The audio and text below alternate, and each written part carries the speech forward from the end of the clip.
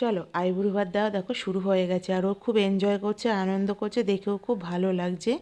আর মামা যেহেতু নেই, মানে আমার ছোটো মামার মেয়ে তো, ছোটো মামার এই পৃথিবীতে বেঁচে নেই। মামার ক্যান্সার হয়েছিল, তাই দ্বিতীয় কোভিডের সময় আমার ছোটো মামা মারা গিয়েছিল। ছোটো মামা সবার বিয়ে অ্যাটেন্ড করেছে, আনন্দ করেছে, কিন্তু দেখো আজ নিজের একমাত্র মেয়ের বিয়েতে আজ আমার ছোটো মামা নেই। আমার খুব খারাপও লাগছে, আমার কেন সবারই খারাপ লাগছে। এই যে ছোটো মামা, সব ছোটো মামি সবার মানে খুব এনজয় করে, সবাইকে খুব আনন্দের মধ্যে রাখে, সেই মামাই নেই। যাই হোক, মামা যেখানে থাকুক মেয়েকে আশীর্বাদ করছে, আমরাও জানি।